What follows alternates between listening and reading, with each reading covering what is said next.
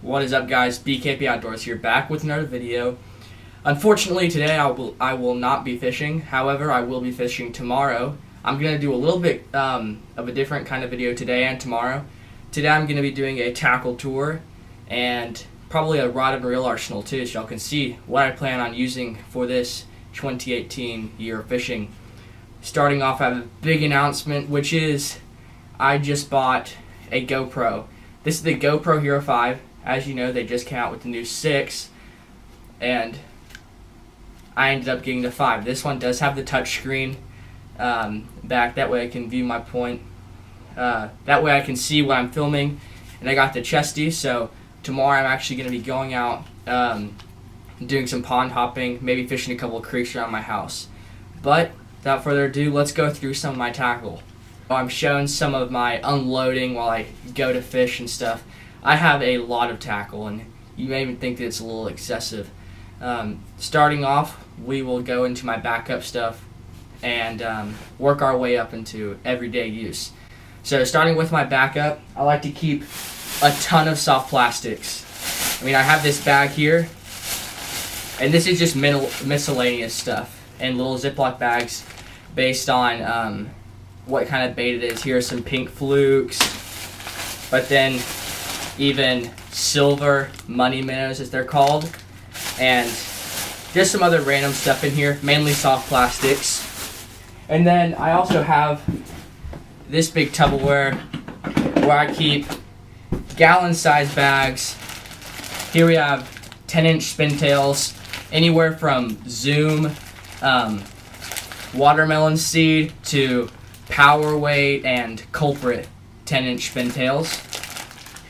In this bag, I have the Yum money minnows still in the package, so these are not quite as miscellaneous.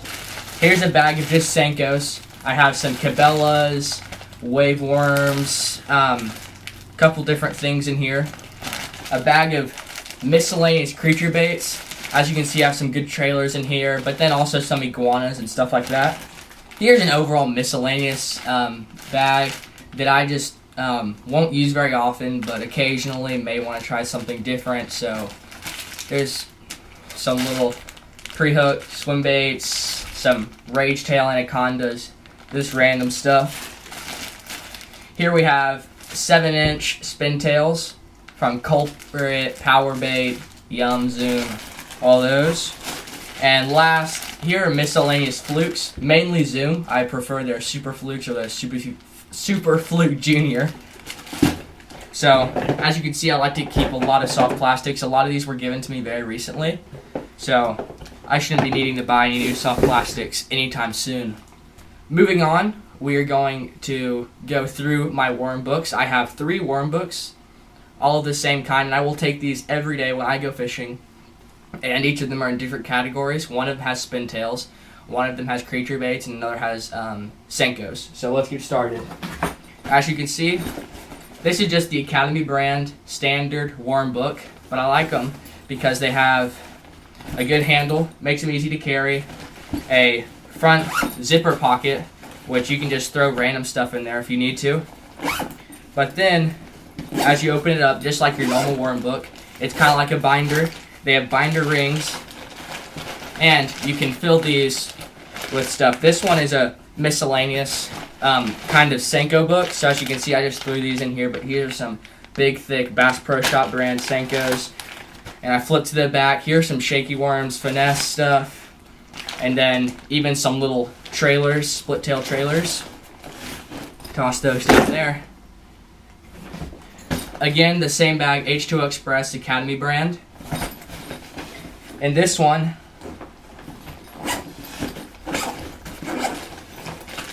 all I have is spintails. Probably 75, 80 bags of spintails. Range of colors, navy blue with pink tails.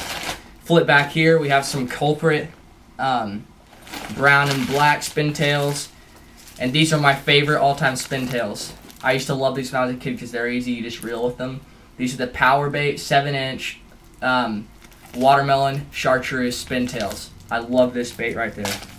Just throw it weightless, or even with like a 3/8 ounce weight, or you can go a little bit slower down to a quarter and just drag it along the bottom and try to get those slower fish. Final worm book, as you can see, I have a couple bags of creature baits in this netting. But in this book are a bunch of random stuff. I just went through a lot of my tackle last night and ended up throwing just a couple of these. Here are some Biospawn Exo Sticks. I haven't used these very much, but I think they could work well. You could throw them on a wacky rig or something. But in here, I have some flukes, and then in the back, a couple creature baits, Zoom, brush hog, stuff like that, and even some trailers. These are the trailers I was using in the topwater hopping video. So, like I said earlier, the worm books are what I take every day with me. And then the miscellaneous stuff that I like to keep extra of is just whenever I run out and need to get more of that lure, I just keep them under my bed in my room.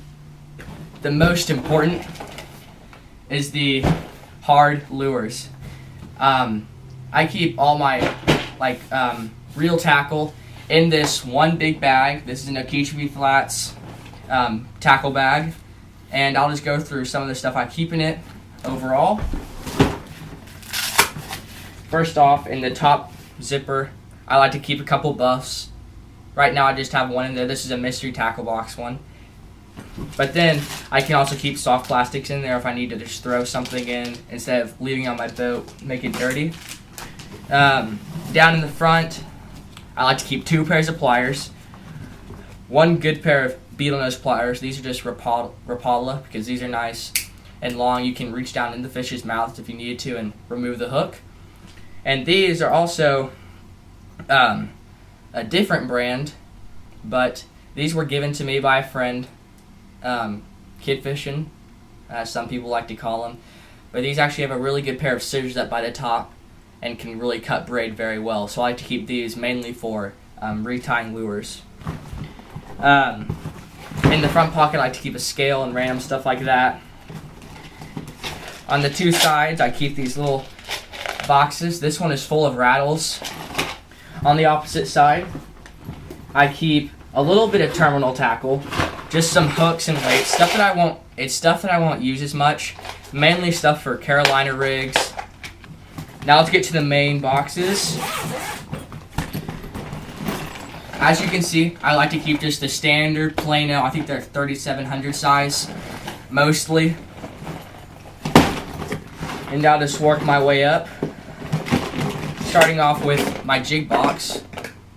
These are all different types of jigs. As you can see, I like to write on the top of them from the lightest jigs are over on this side. So that would be like 1/4 ounce. But then all the way over on here are, over on this side of the more heavy stuff, 3/8 ounce and up to even a 1/2 ounce football head jigs. The next box is my blades box. These are all the lures that I have with blades.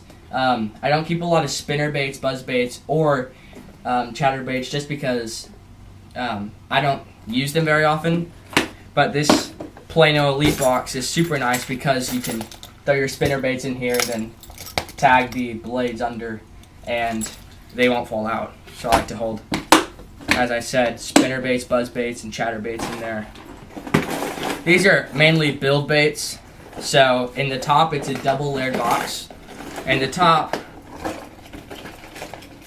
I like to keep mostly square bills. And moving into the bottom, I'll keep a couple swim baits.